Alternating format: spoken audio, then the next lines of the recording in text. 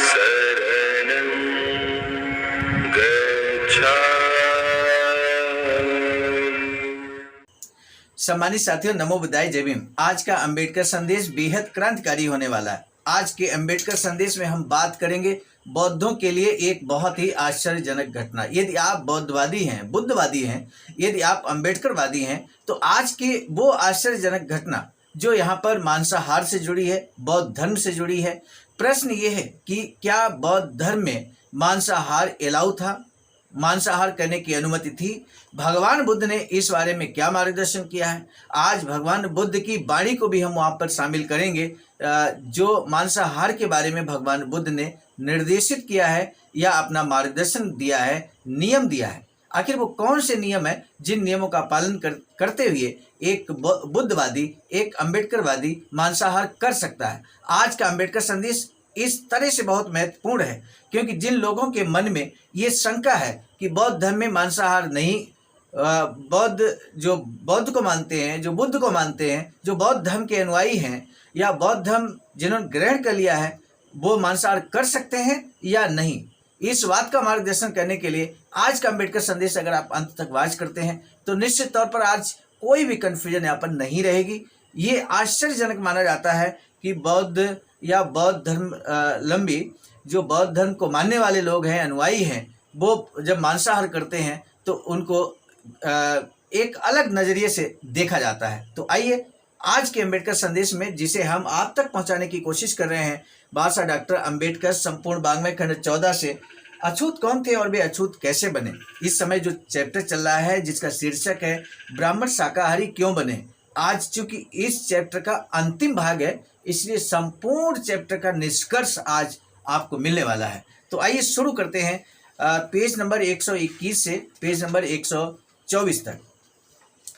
Buddha Bodhisattva Ambedkar international centre BBAIC Sarnath Varanasi राज्य उत्तर प्रदेश देश भारत के सौजन्य से बादशाह लिखते हैं कि यदि ब्राह्मणों ने पशु यज्ञ को बुरा मानकर सिद्धांत की दृष्टि से अपना आवरण बदला तो उनके लिए केवल इतना ही पर्याप्त था कि वे यज्ञों के लिए पशुओं का वध करना बंद कर देते।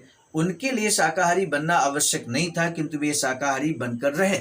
तो आखिर क्यों ब्राह्मण जो एक समय मांसाहार करते थे तो वो सिर्फ गोवध को अपने यज्ञों में बंद कर देते?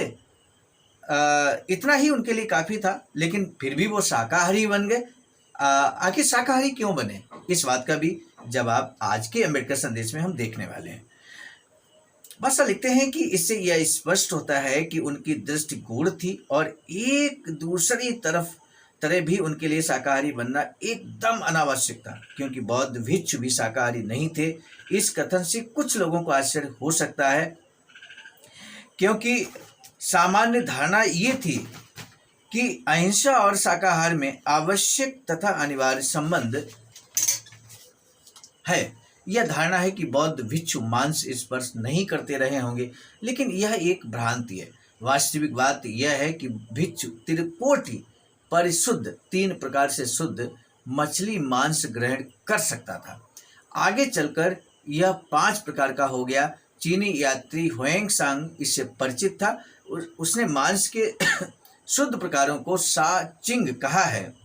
थॉमस वाल्टर्स ने भिक्षुओं में इस प्रथा की उत्पत्ति की इस प्रकार व्याख्या की है। उसकी कही कथा के अनुसार, यानी कि थॉमस वाल्टर्स ने भिक्षुओं में जो प्रथा, यहाँ पर प्रथा की उत्पत्ति हुई, उसकी व्याख्या किस तरह से की है, ये जानना बहुत जरूरी है। कथा में लिखते हैं कि बुद्ध के समय में वैशाली में सिंह नाम का एक संपन्न सेनापति था जिसने बौद्ध धर्म ग्रहण कर लिया था।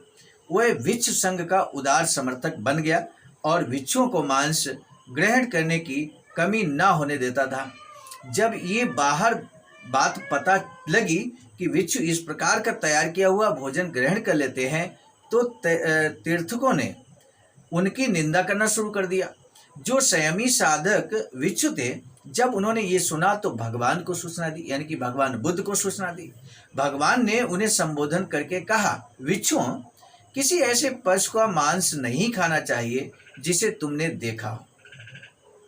जिस पशु को तुमने देखा हो ऐसे पशु का मांस ग्रहण नहीं करना चाहिए। जिसे तुमने देखा हो कि तुम्हारे लिए मारा गया है, मतलब तुम्हारे लिए मारा गया और तुमने बाकायदा देख लिया है, ऐसे पशु का मांस ग्रहण नहीं करना चाहिए।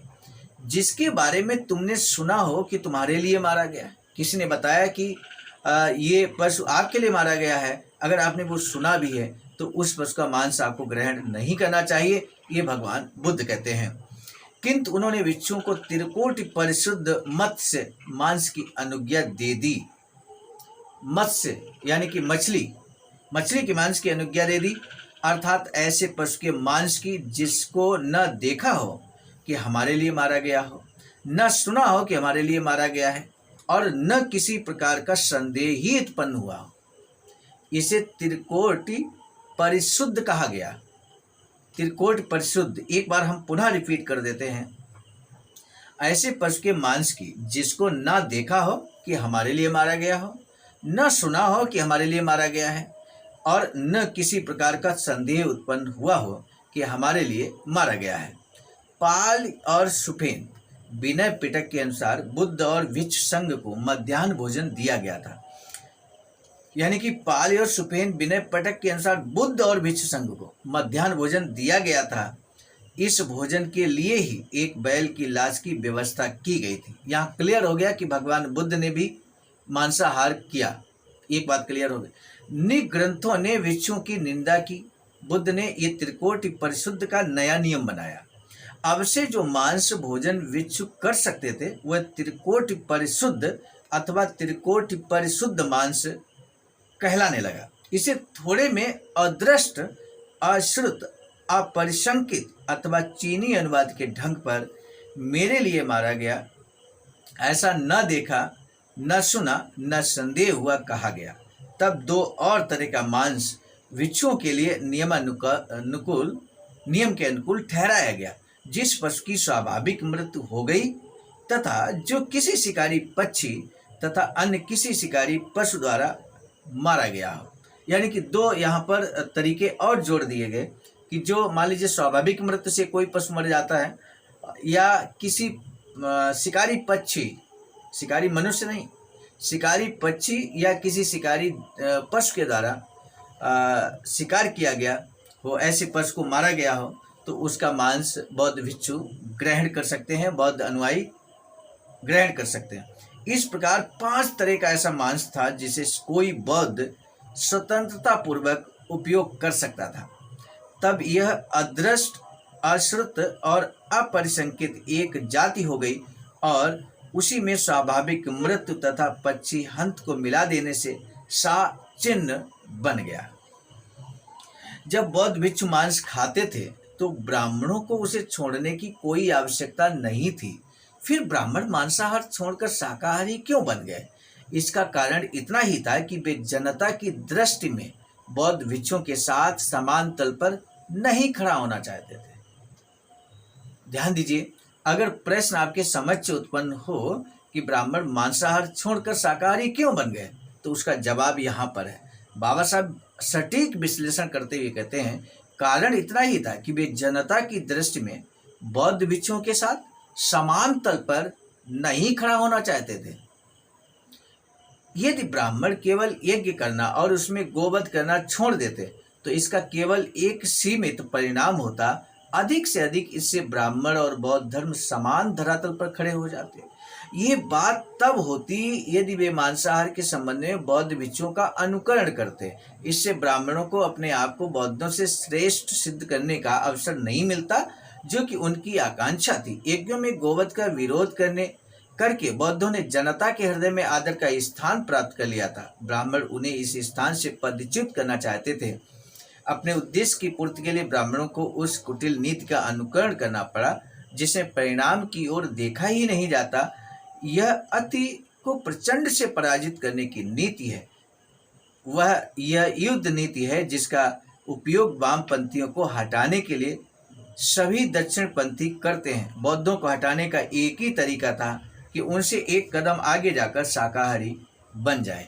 इस मत के समर्थन में एक और प्रमाण दिया जा सकता है कि ब्राह्मणों ने गो पूजा आरंभ की और गो मांसाहार त्याग कर शाकाहारी बन गए। ऐसा बौद्धों को परास्त करने के लिए ही किया।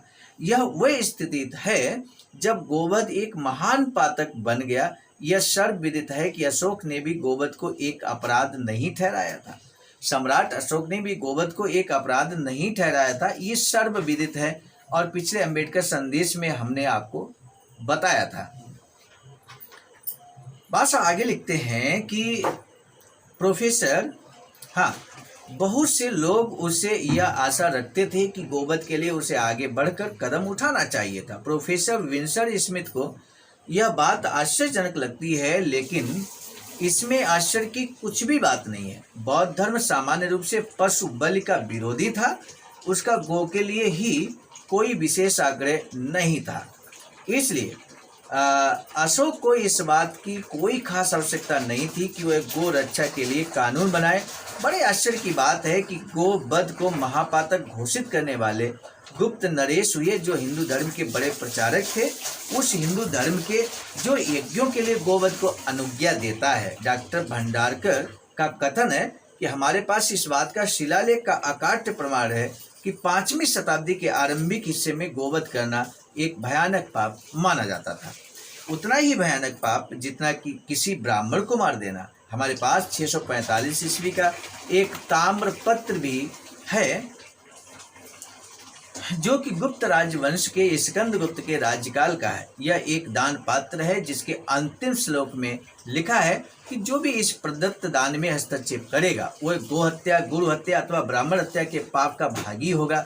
स्कंदगुप्त के पितामह चंद्रगुप्त द्वितीय का भी एक लेख है। ध्यान दीजिए, स्कंदगुप्त के पितामह चंद्रगुप्त द्वितीय का भी एक लेख है, जो गो हत्या को ब्रह्म हत्या के ही समान पाप मानता है।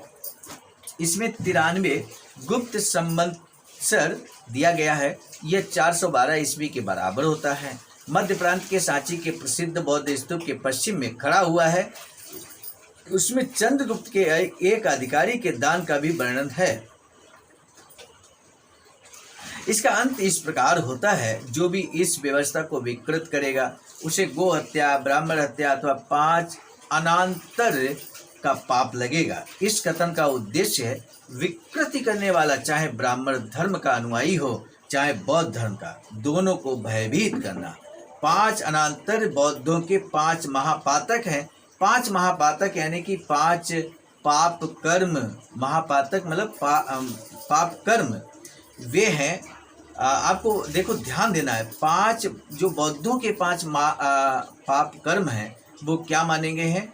मातृ हत्या, पितृ हत्या, अरहत हत्या, बुद्ध के शरीर का रक्त बहाना, बौद्ध भिक्ष संघ में मतभेद पैदा करना, ये 5 महापातक माने गए हैं, 5 महापाप कर्म माने गए हैं। सम्मानित साथियों, भाषा आगे लिखते हैं कि जिन महापातकों का ब्राह्मण धर्मी को भय दिलाया जाता है वे केवल 2 हैं, गो की हत्या और ब्राह्मण की हत्या। ब्राह्मण की हत्या तो स्पष्ट ही है कि महापातक है, क्योंकि जितनी भी स्मृतियां हैं सभी में ब्राह्मण हत्या को महापातक कहा गया, मतलब पाप कर्म कहा गया। किंतु गो हत्या को आप स्तंभ, मनु, याज्ञवल्क्य की और दूसरों ने केवल उपपातक ही माना है, मतलब हल्का फुल्का पाप कर्म माना है, हल्का फुल्का अपराध माना है।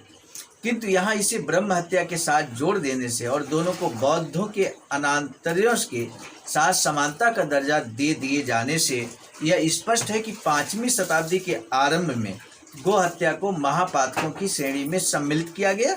इस प्रकार गो हत्या कम से कम 1 सदी पहले महापातक गिनी जाने लगी होगी, अर्थात 4वीं शताब्दी के आरंभ में महापातक माना गया होगा गो हत्या को। प्रश्न उठता है कि एक हिंदू नरेश को क्या पड़ी थी कि वह गोवध के विरुद्ध अर्थात मनु के नियमों के विरुद्ध नियम बनाता। उत्तर यही है कि ब्राह्मणों के लिए यह अनिवार्य हो गया था कि बौद्ध भिक्षुओं पर अपनी श्रेष्ठता सिद्ध करने के लिए वे वैदिक धर्म के अपने एक अंश से पिंड छुड़ा लें।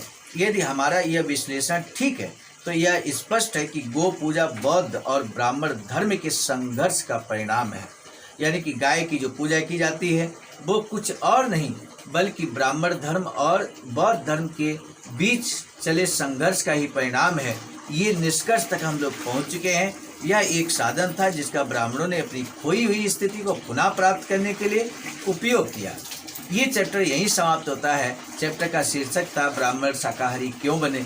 निष्कर्ष भी आपने जाना है और इसके साथ साथ बहुत बड़ा एक संदेह, एक आशंका बौद्ध धर्म लंबियों के समझ था, बौद्ध अनुयायियों के समझ था कि क्या वो मांसाहार ग्रहण कर सकते हैं, क्या कभी भगवान बुद्ध ने इस संबंध में मार्गदर्शन किया। तो आज के अम्बेडकर संदेश में ये भी आपने जाना। तो हर बौद्ध अनुयायी, हर उस व्यक्ति तक ये अम्बेडकर संदेश पहुंचना बहुत ज़रूरी हो गया है जो भगवान बुद्ध का अनुयायी है, बौद्ध धर्म का अनुयायी है, बौद्ध धर्म को मानने वाला है, या यूँ कहें कि सच्चा अम्बेडकरवादी है। उस तक ये वीडियो अगर आप शेयर कर सकते हैं, अगर आप पहुंचा सकते हैं, अगर आप सक्षम हैं, तो निश्चित तौर पर हम आपसे अपेक्षा करेंगे कि आज के अम्बेडकर संदेश को, हो सकता है इससे पहले के अम्बेडकर संदेश को आपने कभी शेयर किया हो, न किया हो, लेकिन ये अम्बेडकर संदेश अगर आप शेयर नहीं करेंगे तो मुझे ज़रूर अंदर से बेहद कष्ट होगा, क्योंकि बेहद खास जानकारी निष्कर्ष के रूप में हमने आपके समक्ष रखी। हमने स्वयं की तरफ से कोई भी बात नहीं रखी। जो कुछ भी बाबा साहब ने यहाँ पर लिखा है, हमने बाबा साहब की ही लेखनी को आप तक पहुँचाने की कोशिश की है। आपकी नैतिक जिम्मेदारी है कि अपने सगे संबंधियों, बंधुओं, बहुजन समाज के उन साथियों तक जो बौद्ध धर्म को मानते हैं, जो अम्बेडकर को मानते हैं, जो बहुजन महापुरुषों, बौद्ध महापुरुषों को मानते हैं, उन तक ये अम्बेडकर संदेश जरूर पहुंचाएं। इसी निवेदन के साथ आप आज के अम्बेडकर संदेश को स्थगित करने की दीजिए इजाज़त। मिलेंगे नए अम्बेडकर संदेश में। आप सभी को सादर नमो बुद्धाय। साथियों, हम एक महत्वपूर्ण बात बताना उचित समझते हैं। बाबा साहब की अधूरी इच्छा के अनुरूप एक वैचारिकी सेंटर निर्माणाधीन है सारनाथ वाराणसी में, जहां पर 14,000 स्क्वायर फीट जमीन परचेज कर ली गई है ring road, green city, Faridpur, Sarnath में। वैचारिकी सेंटर के प्रशासनिक ब्लॉक का निर्माण कार्य कंप्लीट हो चुका है। शानदार बेहतरीन प्रशासनिक ब्लॉक का निर्माण पूर्ण हो चुका है। आगे अब मुख्य भवन को बनाने की बारी हम सबकी है और इस हेतु आप दिए गए अकाउंट नंबर पर अपना अमूल्य योगदान कर सकते हैं। आज का अम्बेडकर संदेश हम लेकर उपस्थित हुए थे मिशन नायक बुद्ध मित्र मुसाफिर सर, राष्ट्रीय अध्यक्ष आवाज का नई दिल्ली की प्रेरणा में प्रस्तुतकर्ता के रूप में मैं स्वयं सर्वजित आर्य, राष्ट्रीय मीडिया प्रभारी, IIT सेल आवाज का नई दिल्ली। मिलेंगे नए डॉक्टर अम्बेडकर संदेश में, तब तक दीजिए इजाजत। आप सभी को सादर नमो बुद्धाय जय। सम्मानित साथियों, यदि आप हमारे इस चैनल आवाज का ऑफिशियल, जिस पर नियमित सुबह 5 बजे डॉक्टर अम्बेडकर संदेश आपको मिलता है, आप हमारे इस चैनल को सपोर्ट करना चाहते हैं तो हमारा आपसे निवेदन है कि आप हमारे इस चैनल को सब्सक्राइब कर लें, वीडियो को शेयर, लाइक, कमेंट जरूर करें।